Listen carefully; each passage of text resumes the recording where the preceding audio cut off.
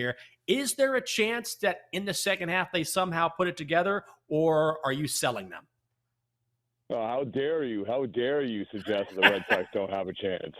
Listen. That would go right against what Lucy has told you guys time and time again. They always have a chance. But I think that as we woke up this morning, there was a little bit of optimism, just a little bit.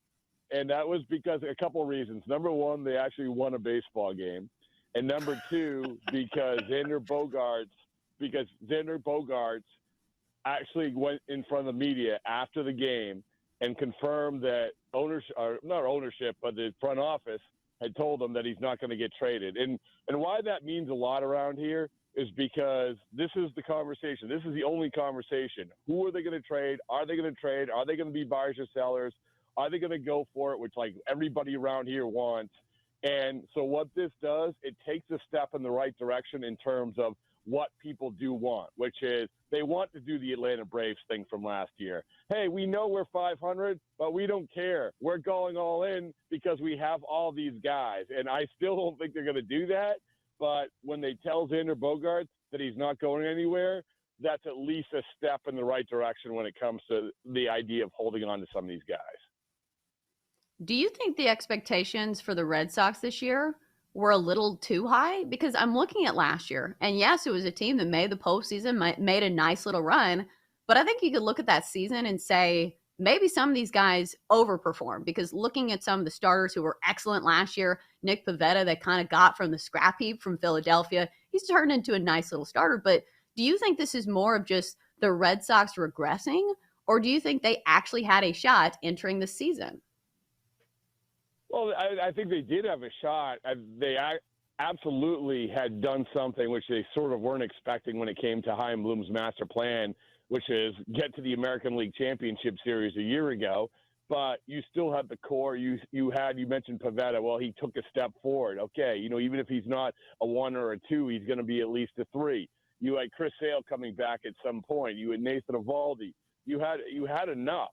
And I don't, in hindsight, you didn't have what the Yankees do. I mean, the Yankees are a juggernaut. Now we know the Yankees should have been predicted for 108 wins. But the Red Sox still were a good team, and you could convince everybody that they were a good team. Now, I know the over-under still wasn't really, really high. I think they were in the mid-80s, but the year before they were 80. And so I think that the expectations were creeping up. The problem is that there was so much underperformance from what happened the year before, whether it was Kike Hernandez, whether it's replacing Hunter Renfroe, whether it was Trevor Story, their big signing, all of that. If those guys produce like a lot of people thought they would, they'd be right in it. I mean, they showed that in June, but they didn't produce. And so that's the problem, is that they didn't produce, and now you have a bunch of injuries, and now you're relying on a lot of guys that you shouldn't be relying on.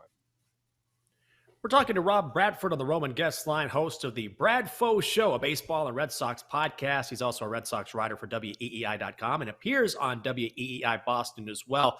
So what might the Red Sox do before the trade deadline, if indeed there's a glimmer of hope here? They got that win last night. And like you say, they're not out of it, but what do they need?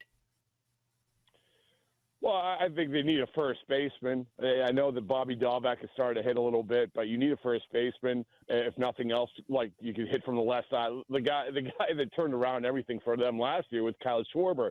I'm not saying they're going to go out and get a Kyle Schwarber, but they're left with the same sort of need there. I think they need a late inning reliever. You have to rely too much on Garrett Whitlock. You have to rely too much on John Schreiber and a little bit of Tanner Houck. So to get a late inning reliever. But it's going to be interesting because I never remember a team with so many expiring contracts for so many key guys. You go down the list. I mean, we mentioned Xander Bogaerts, and we're not even talking about Rafi Devers, who's up after next year. But you have J.D. Martinez. You have Christian Vasquez. You have a bunch of relievers. You have Waka. You have Hill. And you have a guy who I sat down with yesterday who we shouldn't sleep on in terms of his impact for this team is Nathan Eovaldi. He's up after this year.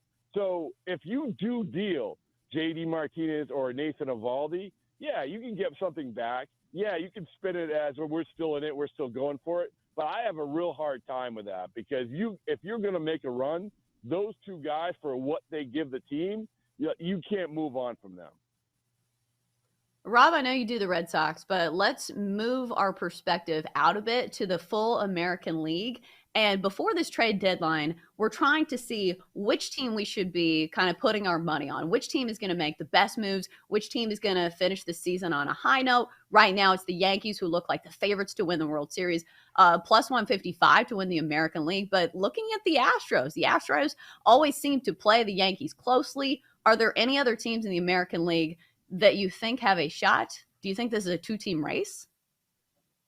No, I think that, you obviously, if you get into a series and these teams playing like the way they are, you have to think they're going to match up against each other. But there's some sneaky, interesting teams here, right? And teams that we've seen it before, and I'll bring up the Braves from last year, where you got a team hot, they can run right through the playoffs. The Red Sox almost were that team last year.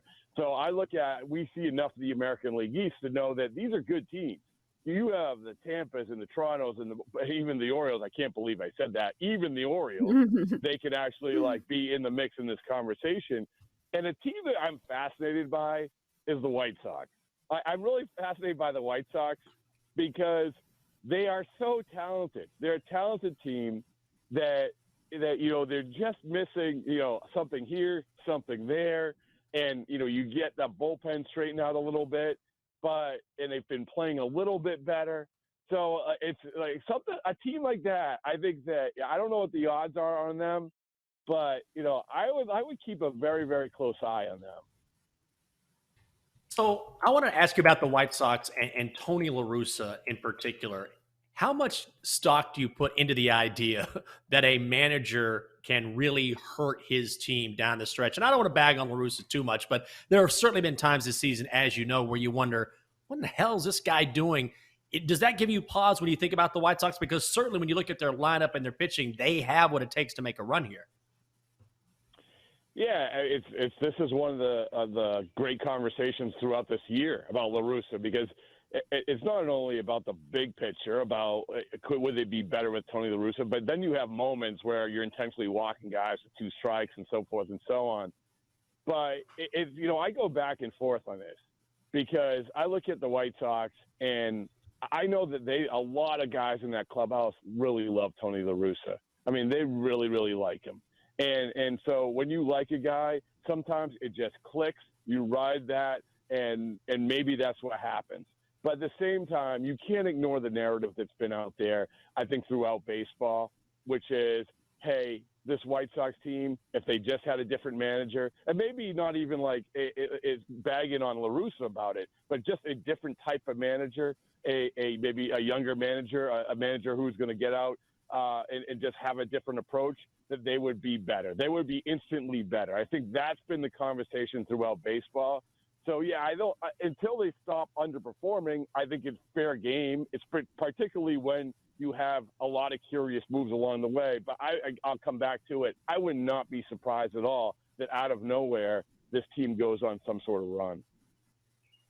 So, Rob, we're a betting show. And for us, when we see things like the Red Sox giving up inside the park grand slams, it makes me not want to bet on the Red Sox. When you see these huge errors, in which this wasn't the first one for the Red Sox, there's been some really bad blunders.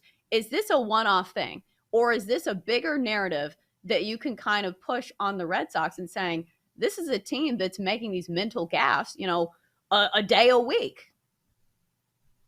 Yeah, I think that the problem here is that they're probably just going to continue because you have players who weren't supposed to be playing.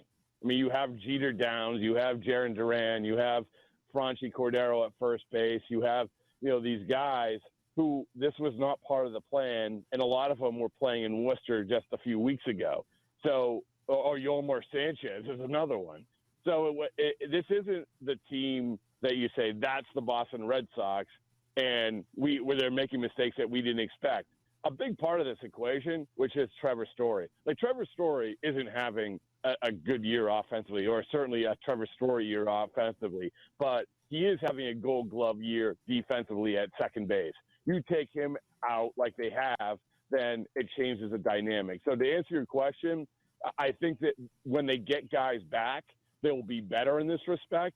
But until that, it's sort of you got to hold on. And the problem here is, guys, that you got to figure this out in the next few days against a good Milwaukee team and a good Houston team. So you're still running all these guys out against some really, really good competition.